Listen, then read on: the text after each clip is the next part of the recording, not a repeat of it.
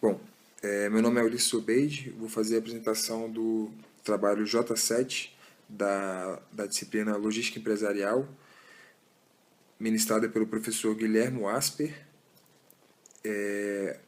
O trabalho é referente à empresa Andrade Cavalete, que eu e o outro aluno integrante do grupo também, o José Lourenço, fomos visitar lá no Polo JK, em Santa Maria. Bom, falando um pouco da empresa, ela nasceu na década de 90, inicialmente com dois sócios, que era o Andrade e o Fernando Cavalete. No entanto, durante a sociedade, eles decidiram desmontar a sociedade, mas o Fernando, que ficou cuidando da empresa, preferiu manter o nome por uma questão de identidade da empresa dentro do mercado. Então, a empresa hoje conta com uma frota de 90 veículos e 4 filiais. Fica uma aqui em Brasília, outra em Goiânia, uma em São Paulo e a outra em Uberlândia. Então, a Andrade Cavalete ela se classifica como um operador logístico. Para entender melhor esse conceito, eu vou ler um trecho do capítulo 6, página 59, do livro que nós usamos na sala de aula, que é o Logística para MBA Executivo, do Peter Wank. Então, o operador logístico é o fornecedor de serviços logísticos especializado em gerenciar e executar todas ou parte das atividades logísticas nos diferentes estágios da cadeia de suprimentos de seus clientes, que tenha competência para, no mínimo, prestar simultaneamente serviço nas atividades de controle de estoque, armazenagem e gestão de transportes. Os demais serviços oferecidos são diferenciais de cada operador. Bom, o operador logístico também pode ser classificado como funcional ou integrador. No caso do operador logístico funcional, ele vai trabalhar com questões mais pontuais na operação logística. Ele vai trabalhar apenas com o transporte, ou então ele só vai fazer a armazenagem de um cliente. Se ele for integrador, ele vai fazer toda a operação logística do cliente, tanto a armazenagem, como o transporte, como a estocagem e etc. Bom, a empresa Andrade Cavalete, ela é majoritariamente pontual, funcional. Ela trabalha com uma ou duas empresas de forma integral, mas a grande parte é pontual. A sua frota é própria e é especializada em produtos refrigerados. E a atuação dela é nacional, de acordo com as filiais que eu falei anteriormente.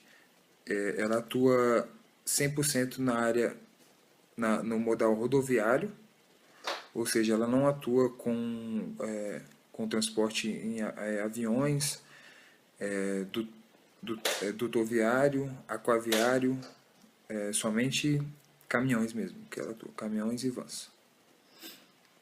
Então, eu vou explicar um pouco do processo da Andrade Cavalete.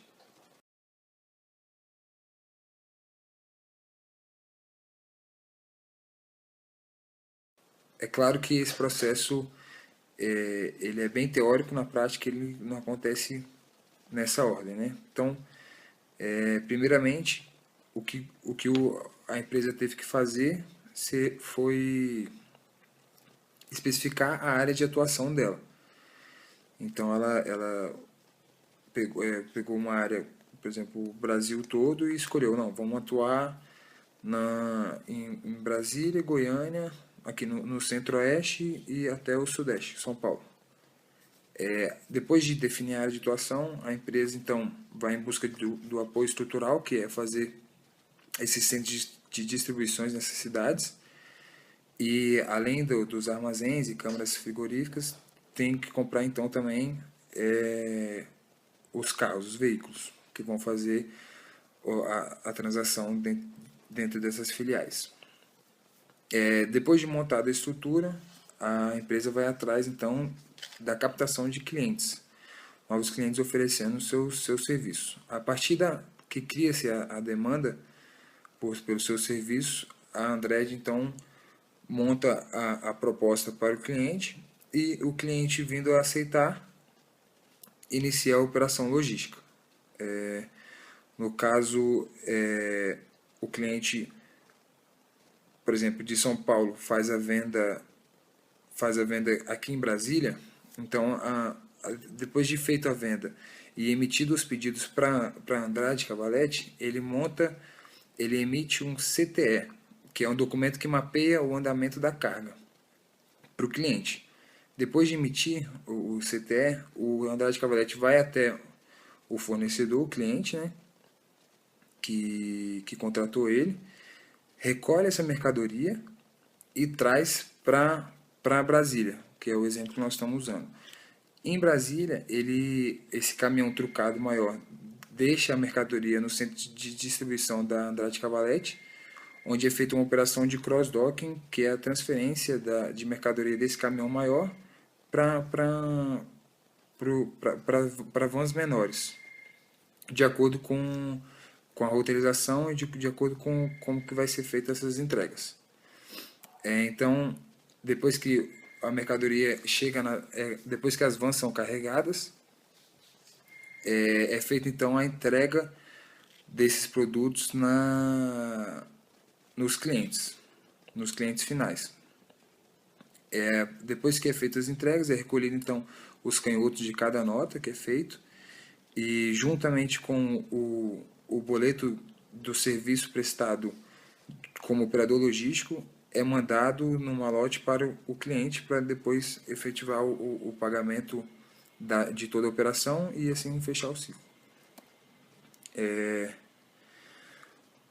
Bom, saindo um pouco do âmbito da empresa, vou falar agora sobre os custos logísticos dentro do Brasil, o custo das operações logísticas dentro do Brasil. Então, a partir de dados disponibilizados pelo ILOS, que é o Instituto de Logística e Supply Chain aqui do Brasil,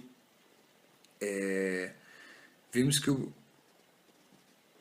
o Brasil vem diminuindo relativamente seus custos logísticos de estocagem e armazenamento em relação aos custos com transporte. Isso se deve pela modernização dos tipos de armazenagem e tipo de estocagem. Como exemplo, nós podemos ter o transelevador, que é um exemplo que diminui o custo na área de armazenamento, que ele quase que extingue toda a mão de obra necessária dentro de um armazém, pois somente o transelevador faz todo o trabalho de coleta e separação das mercadorias, deixando a mercadoria pronta só para colocar dentro dos caminhões. E como exemplo de melhorias em técnicas de estocagem, nós podemos citar o Just-in-Time, que evita que seja feita uma estocagem muito elevada do produto e esse produto fique muito tempo parado no estoque, ou seja, prejudicando então o giro do estoque, dinheiro parado. Então, comparando o Brasil com os Estados Unidos, vimos que o Brasil tem muito aonde diminuir os custos, como vimos em dados também colocados pela ILOS, que a relação de custo logístico com o PIB brasileiro ela é de 10,6, enquanto que a relação de custo logístico com o PIB dos Estados Unidos, por exemplo, ele é apenas de 7,7.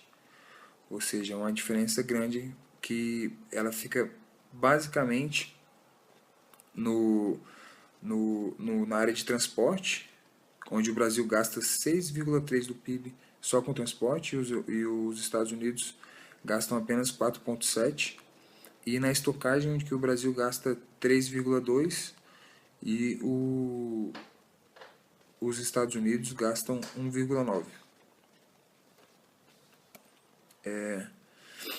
Então vemos que essa área de atuação do mercado ela é muito rica e relevante para o país como um todo, já que 10,6% do PIB brasileiro é voltado para os custos logísticos e tem muito que crescer e diminuir os custos quando comparamos, por exemplo, com os Estados Unidos, que gastam apenas 7,7% do seu PIB.